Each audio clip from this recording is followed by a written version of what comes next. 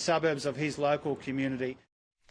And Shadow Home Affairs Minister James Paterson joins me now. James, is this a direct lie that Dutton is going to have a nuclear reactor in Dickson? It's one of the most blatant lies of the election campaign, Shari. We've had a lie tracker on the Prime Minister for the campaign. He's told 87 lies in just 20-odd days. We hadn't set one up for Jim Chalmers, but perhaps we should have, because he'd be equal with, maybe even ahead of the Prime Minister at this point of the campaign. There is no nuclear facility proposed in Peter Dutton's electorate of Dickson. There are no coal-fired power stations in Peter Dutton's electorate of Dickson. That's the only place we're proposing to eventually transition nuclear power into. And Jim Chalmers should be embarrassed in that. He should be better than that. Clearly, he is not. It's quite egregious, the scare campaigns, particularly when they are blatantly untrue. There's no indication there would be a nuclear reactor in Dickson. Now, James, today you've called for the AFP and ASIO to investigate the allegations of possible foreign interference in Monique Ryan's campaign. Why do you think this is potential foreign interference during an election campaign? Well, Shari, this is a very troubling story broken by Paul Sakal in The Age, where he obtained a video of volunteers on Monique Ryan's campaign wearing Monique Ryan T-shirts, saying that they had been directed to campaign for her by the president of the Hubei Association of Melbourne. Now, this Hubei Association is affiliated with the United Front Work Department of the Chinese Communist Party, which Xi Jinping has described as the Chinese Communist Party's magic weapon to interfere in democracies. So on the face of it, based on the facts that are on the public record, it seems like a very clear case of foreign interference.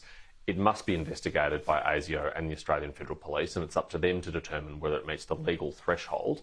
But it is a very troubling development that Monique Ryan has not adequately explained. All she has done is refer herself to the AEC and, bizarrely, the Department of Parliamentary Services, who have no jurisdiction and no role in this, and attempted to brush this under the carpet and play down it. But it's very serious. We cannot have a foreign authoritarian government involving themselves in elections in Australia. Only Australians can decide the outcome of Australian elections.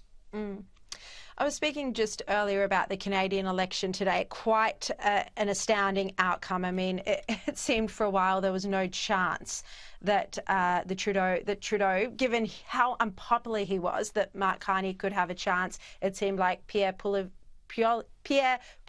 just a couple of months ago had it in the bag. Are you concerned there's going to be a similar Trump effect with the coalition in this election? Well, there's been one of the most dramatic reversals of electoral politics in any Western democracy that I've seen in my lifetime, and probably much longer than that. It was only a few months ago that Pierre and the Conservatives were 20 points ahead of the Canadian Liberals and Justin Trudeau. And since then, there has been a leadership change in the Canadian Liberals, but also, obviously, rhetoric from President Trump about Canada becoming the 51st state and very significant trade tariffs on Canada. And that has seemingly completely reversed the fortunes of a long-serving government that was starting to become quite unpopular. So, look, it's possible that there are factors like that playing out in this election, but the truth is that Donald Trump is not on the ballot in Australia. Only Peter Dutton and Anthony Albanese are. And the question we have to answer at the election on the Saturday, the 3rd of May, is not whether we like Donald Trump or not, but whether or not we think our Prime Minister, Anthony Albanese, will be any better in his second term on issues like the cost of living than he was in his first term.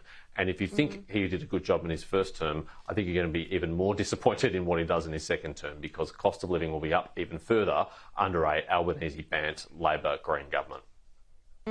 Especially with this warning from SNP that is highly concerning. The Prime Minister seemed to scoff and just dismiss last night. I mean, do you think that was an appropriate response from the Prime Minister to mock a ratings agency that is non-partisan, that is highly credible globally? It was childish and it was desperate, and it was beneath the office of Prime Minister to not heed the warning by a respected international ratings agency that says the Prime Minister's reckless spending, his 10 years of planned deficits, his plan to reach $1.2 trillion of debt is going to have severe consequences for our ratings. The reason why those ratings are really important, Shari, is that if we get downgraded, that means interest rates will be higher. That means every Australian will pay even more on their mortgage than they have during the first term of the Albanese government. And for him to so glibly dismiss it just captures why Labor can't be trusted to manage the economy. They are not up to this task, and life will become more expensive in the second term of an Albanese government should he get there.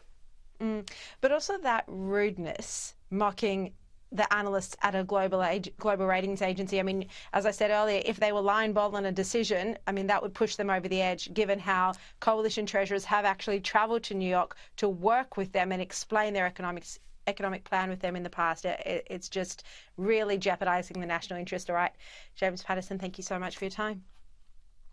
Now, don't go